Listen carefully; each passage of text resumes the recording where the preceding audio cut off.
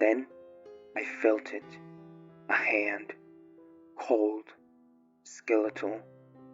It closed around the back of my neck, fingers digging in like they were claiming me. My fear exploded, too big to contain, too big to breathe through. Hello.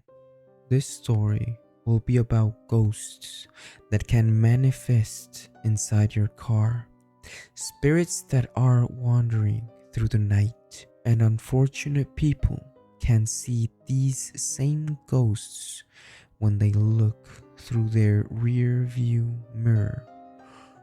Or for some people, this might just be a story, but if you don't have enough respect for it, it might become your next reality. Let's begin with our program, What Crawls in the Nights. Hello, I'm writing this from my hometown, Tijuana, Baja California, in Mexico. This time, I want to talk a little bit about an experience that caused the most intense fear I have ever felt in my entire life. Fear so physical, it crawled across my skin and rooted itself deep inside me, where it still lingers. To understand why what happened felt so wrong, you need a little bit of context. In my city, there's an old cemetery called Monte de los Olivos. You can find it on Google Maps if you want. Years ago, it was cut in half to make room for a highway. During construction, the dead were not relocated with care. They were exposed. I remember seeing it with my own eyes. Graves split open, the earth torn apart, arms, legs, torsos, skulls, pieces of people who should have been left alone, protruding from the wounds carved by heavy machinery. Even now, driving alone that highway feels unreal. Crosses and graves still line both sides of the road, as if the dead were watching the traffic pass by, waiting. The highway itself climbs steeply, and near the top there's a sharp curve. On the uphill side, a ravine opens along the shoulders just before the cemetery. On the downhill side, the same curve marks the mass grave, the place where bodies were dumped when no one claimed them, or when families couldn't afford a proper burial. This stretch of road is the heart of my story. It was January 2024.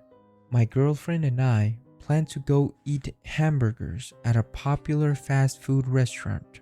I got out of work late, so she came to pick me up using a rideshare. It was close to 8 p.m. when we finally left. We headed downtown to the new location, we laughed, we talked, and for a while, everything felt quite normal. By the time we left to go to her house, it was nearly 10 p.m. The fastest route was that highway, the cemetery highway. That's when everything changed. As we entered the stretch where the mass grave lies, something in my chest tightened. Then I saw it. In the rear view mirror, in the back seat of my car, there was a figure.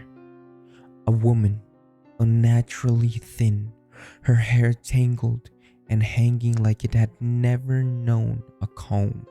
But she wasn't solid. She wasn't transparent either. She was a shadow with weight, a presence that occupied space. She had no mouth. She had no nose, no features at all. Just her eyes looking at me.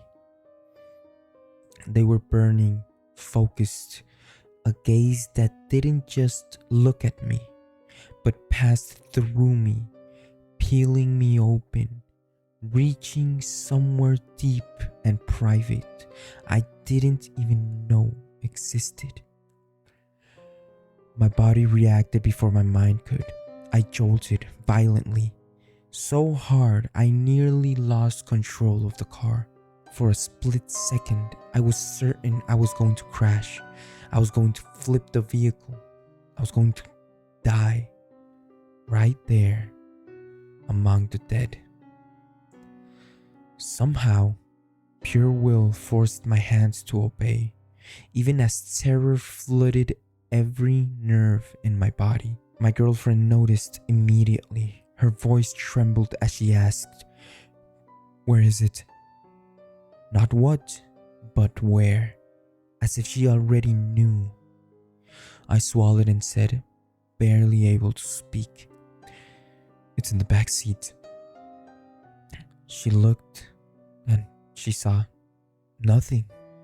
The road through the cemetery is only about 300 meters long, the exact length of the graves. But to me, it stretched into infinity. Every second dragged, heavy and suffocating. And then I felt it. A hand, cold, skeletal. It closed around the back of my neck, fingers digging in like they were claiming me. My fear exploded, too big to contain, too big to breathe through. I was sure that if I screamed, something irreversible would happen. That's when my girlfriend shouted, with a force I didn't know she had, "You don't have permission to be here. Get out." The woman vanished from my sight, but not from my body. I could still feel her grip. My girlfriend must have seen the terror written all over my face, because she reached for me, touching my head, running her hand down my back, anchoring me, reminding me I was still here. She later told me she never saw anything, but she felt it.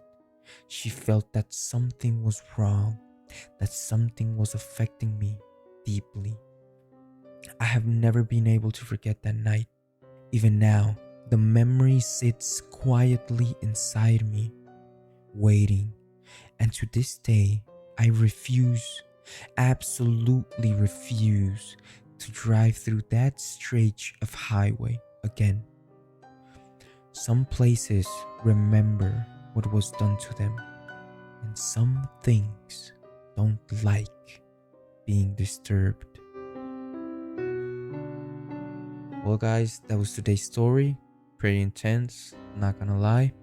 If you guys have any type of stories, please let me know in the comments. Put the whole story if you like, and I can make it a story. Or you guys can also reach out, send me a message, a private message, and I'll make it a story.